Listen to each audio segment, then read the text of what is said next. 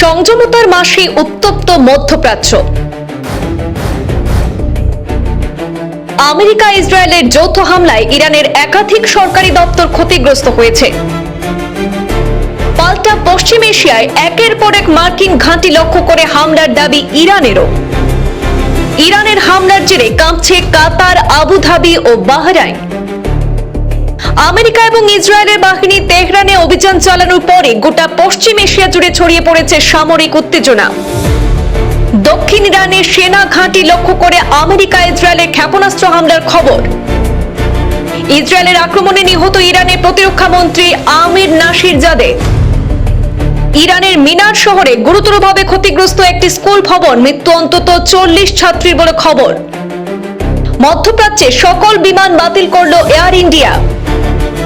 আন্তর্জাতিক উড়ান পরিষেবাতেও বড় প্রভাব, সম্পূর্ণরূপে বন্ধ করে দেওয়া হয়েছে 8 দেশের আকাশ সীমা। পরিস্থিতি ক্রমশ জটিল আকার ধারণ করায় সৌদি সহ একাধিক দেশ সাময়িকভাবে আকাশপথ বন্ধের সিদ্ধান্ত নিয়েছে।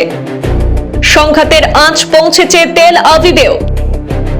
পাশাপাশি আরব আমিরশাহী, কাতার এবং বাহরাইনে উদ্বেগের আবহ তৈরি হয়েছে। ইসরায়েলে থাকা ভারতীয়দের জন্য সতর্কবার্তা ভারতে, চালু হলো হেল্পলাইন। ইসরায়েলে থাকা ভারতীয়দের নিরাপত্তার দিকে কড়া নজর রয়েছে বলে জানিয়েছে ভারতীয় দূতাবাস। গোটা মধ্যপ্রাচ্য জুড়ে এখন সামরিক উত্তেজনার আবহ। ইরানে হামলা এখনই বন্ধ করার আহ্বান ডোনাল্ড ট্রাম্প এবং বেঞ্জামিন নেতানিয়াহুকে সতর্ক করে কড়া প্রতিক্রিয়া জানিয়েছে রাশিয়া। মার্কিন যুক্তরাষ্ট্রের প্রত্যক্ষ সহায়তা ইরানের উপর হামলার পর তেহরানের পাল্টা অভিযানে মধ্যপ্রাচ্য জুড়ে ছড়িয়ে পড়েছে সামরিক উত্তেজনা। তেহরান সহ দেশের নানা অংশে ইসরায়েলের টানা বিমান অভিযানের পর পাল্টা দিয়ে একের পর এক দেশে মার্কিন ঘাঁটিতে ক্ষেপণাস্ত্র এবং ড্রোন হামলার দাবি করেছে ইরানও। উপসাগরীয় অঞ্চলে 4টি গুরুত্বপূর্ণ মার্কিন ঘাঁটি এবং এয়ারবেসে ক্ষেপণাস্ত্র হামলার খবর সামনে এসেছে। সবার আগে বাহরাইনে মার্কিন যুক্তরাষ্ট্রের সেনা ঘাঁটিতে মিসাইল হামলার খবর পাওয়া যায়।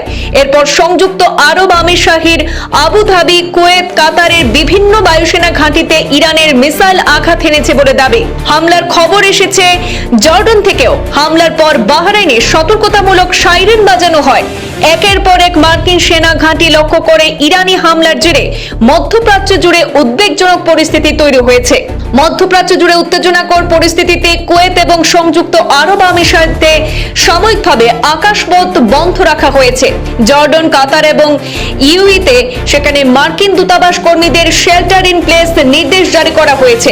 জেরুজালেম সহ ইসরায়েলের বিভিন্ন অংশ লক্ষ্য করে ইরান থেকে ব্যালিস্টিক মিসাইল ছোড়া হয়েছে বলে দাবি। ইরানের হামলায় আবুধাবি থেকে প্রাণহানির খবর পাওয়া গেছে বলে সূত্রের দাবি। ইরানি সংবাদ মাধ্যমে বলা হয়েছে তাদের হামলায় মার্কিন সামরিক সম্পদের উল্লেখযোগ্য ক্ষতি হয়েছে।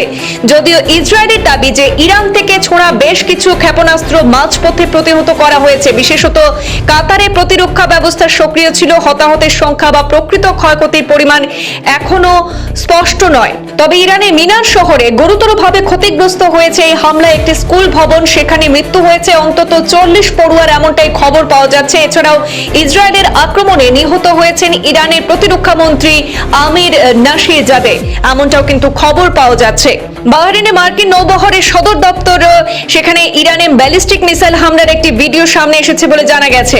এদিকে ইসরায়েলে থাকা ভারতীয় নাগরিকদের সতর্কবার্তা পাঠিয়েছে ভারতীয় দূতাবাস। শান্ত থাকতে এবং স্থানীয় স্তরে দেওয়া সেফটি প্রটোকল মেনে চলতে বলা হয়েছে। ইসরায়েল ইরানের পরিস্থিতির দিকে নজর রাখা হচ্ছে বলে জানিয়েছে ভারতীয় দূতাবাস। ইসরায়েলের প্রশাসনের সঙ্গে যোগাযোগ রাখা হচ্ছে বলেও জানানো হয়েছে। দূতাবাস থেকে জানানো হয়েছে যে ইসরায়েলে থাকা ভারতীয় নিরাপত্তার দিকে কড়া নজর রয়েছে।